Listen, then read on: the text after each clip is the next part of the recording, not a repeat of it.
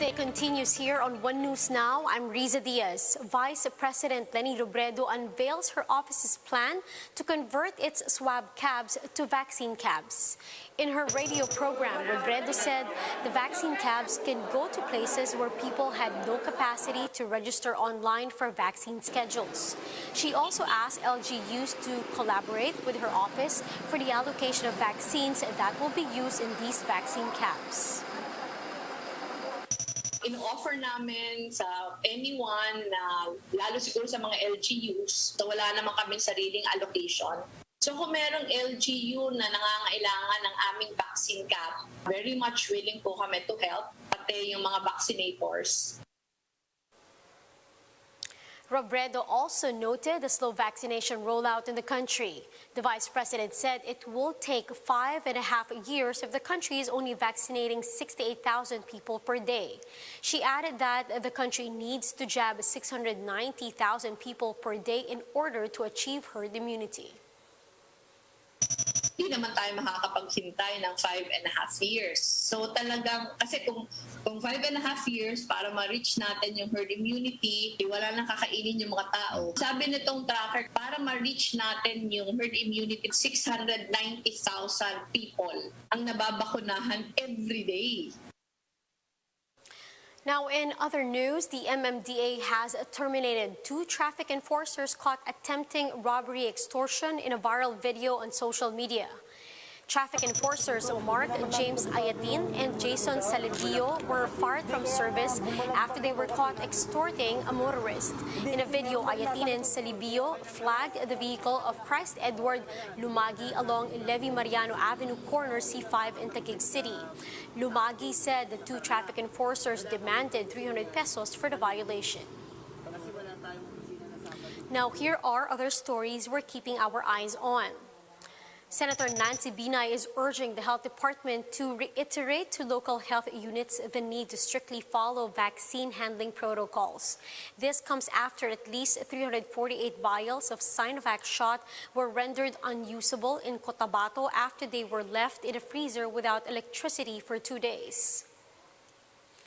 Senator Hontiveros has filed a bill seeking the provision of maternity cash aid for pregnant workers in the informal sector. Hontiveros says the bill will enhance the existing expanded maternity leave law by requiring the government to give out a direct maternity cash aid to help improve the health of mothers and infants nationwide. And the historic walled city of Intramuros will open 2 of its most popular sites to visitors on Monday, following the NCR Plus shift to GCQ with heightened restrictions. Tourism Secretary Bernadette Romulo Puyat says Fort Santiago and Baluarte de Santiago will open on a limited capacity and shortened operating hours under strict health and safety guidelines.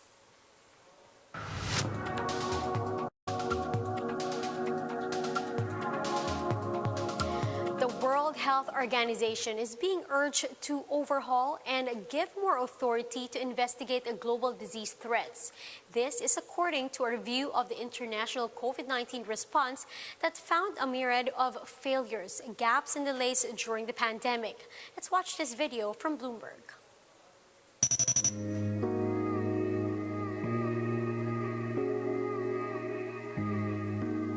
When was the last time that our life was hijacked for 12 months in a row? Couldn't travel, couldn't see our loved one, couldn't do the things we want to do, couldn't go to the restaurant. Do we want to go through that again? And if we don't want to go through that again collectively, then we need to implement the recommendation, the set of recommendations.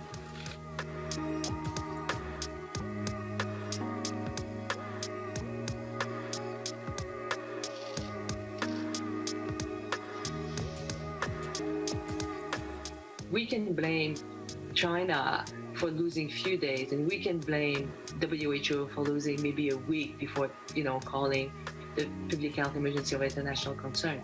But basically, 90% of the country around the globe sat on their hands for like 4 to 6 weeks. The reality, it's on them. Fairly early on, it was pretty clear that most likely there was human-to-human transmission.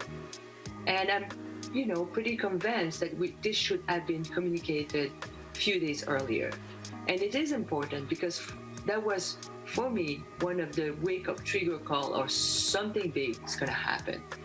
I don't think it hit everybody the same, but people who tackle epidemic knows that human-to-human transmission of a novel pathogens, you got to pay attention.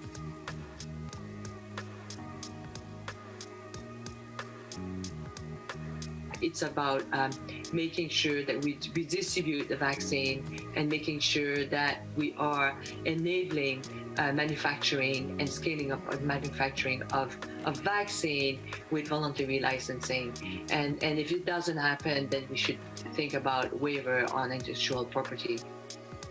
My biggest worry actually is that high-income country will end up fairly soon in the next few months having the upper hand on COVID-19, and then we're going to be faced with low and middle-income country still being in the fight for it, and it's going to become the neglected pandemic in the low and middle-income country.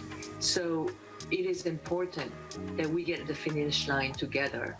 I think that's the humanitarian thing to do. That's to be in solidarity, even for our own domestic self-interest. It's still the thing to do because we don't want to have a variant of concern coming and knocking back at our door in a few months down the road, where it will have escaped the vaccine we've been vaccinated with.